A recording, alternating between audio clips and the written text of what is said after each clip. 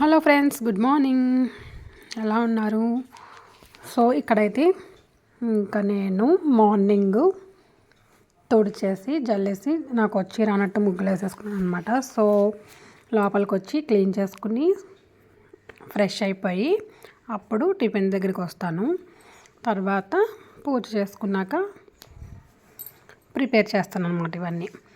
ఇంకా ఇక్కడ వచ్చేసి బియ్యంను ఉప్మాకి అయితే ప్రిపేర్ చేస్తున్నాను. ఏం లేదు, కొంచెం ఒక 1 ఆనియను, ఒక 4-5 పచ్చిమిర్చి వేసుకొని అందులో కొంచెం అల్లం, పోపు సామానం, కరివేపాకు, కొత్తిమీర అవన్నీ వేసుకొని తాలింపు పెట్టేసుకున్న తర్వాత బియ్యం నూకైతే సేమ్ 2 గ్లాసెస్ వాటర్కి 1 గ్లాస్ రవ్వ సరిపోతుందన్నమాట. ఇలా చేసేసుకున్న నెక్స్ట్ వచ్చేసి కర్రీకి ప్రిపేర్ చేసేసుకున్నాను. నెక్స్ట్ ఇలాగా మొత్తం అన్నీ ప్రిపేర్ చేసి గిన్నెలన్నీ పడిచేసి ఇక్కడ వాషింగ్ మిషన్ కోసం అనేసి బట్టలన్నీ వేసాను అనమాట. ఇంకా ఫైనల్గా అయితే రసం కూడా మరిగిపోయింది. కర్రీ కోసం అనేసి ప్యాన్ పెట్టేసుకున్నాను.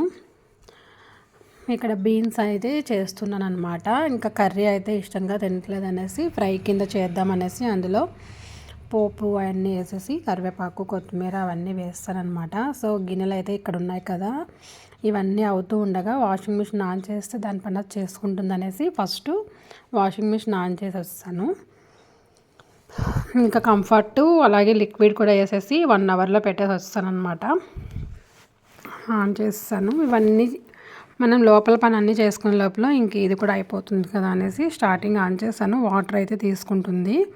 సో దీని పని పక్కన పెట్టేసి లోపలికైతే వచ్చేసి మళ్ళీ కర్రీ దగ్గరికి వచ్చానమాట. ఫ్రై చేద్దాం అనేసి ఇంక ఇలాగా కరివేపాకు, కొత్తిమీర కడిగి పక్కన పెట్టేసుకున్నాను. ఇది ఆరే లోపల డబ్బా ఉంది కదా, ఇంకా అందులో కూడా వేసేస్తానమాట. ఈ డబ్బాలో పడుస్తాను. ఇంకా ఇక్కడైతే కొంచెం పెరుగుంది. ఇలా మేగడ మొత్తం ఒక బాక్స్లోకి అయితే తీసేసి దాన్ని నేనైతే ప్రిపేర్ చేస్తాను అనమాట. ఇంకా కొంచెం ఉంది ఇక్కడ, ఇది కూడా తీసేసి ఫైనల్గా ఈరోజు నెయ్యి తయారు చేద్దామనేసి ఇలా మిక్సీ పట్టేస్తున్నాను అనమాట. సో చూడండి, మనకైతే ఇలా మొత్తం అంతా ఒక దగ్గరికి వచ్చేసి ఉండలా అయితే వస్తుంది.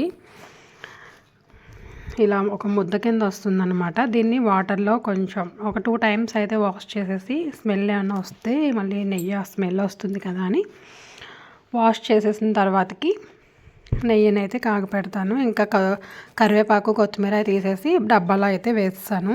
ఫైనల్గా మనకి ఫ్రై కూడా దగ్గరికి అయిపోయిందనమాట. నెయ్యి చూడండి అలా అవుతూ ఉంది, దగ్గర అవుతుందన్నమాట. ఇంకా పెరుగు తీసాను కదా, ఆ మజ్జిగ కవ్వంతో చిలికేసి పక్కన పెట్టేస్తే అయిపోతుంది అనేసి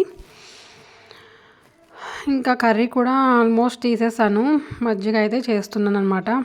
కొంచెం మజ్జిగలోకి కరివేపాకు, కొత్తిమీర చిన్నగా కట్ చేసి వేస్తాను. ఎందుకంటే కొంచెం స్మెల్ వస్తే కొంచెం బాగుంటుంది కదా మజ్జిగ తాగేటప్పుడు అనేసి. ఇంకా పిల్లలకు కూడా లంచ్ బాక్స్ అయితే ప్రిపేర్ చేద్దాం అనేసి ఫైనల్గా పెట్టేస్తాను అనమాట.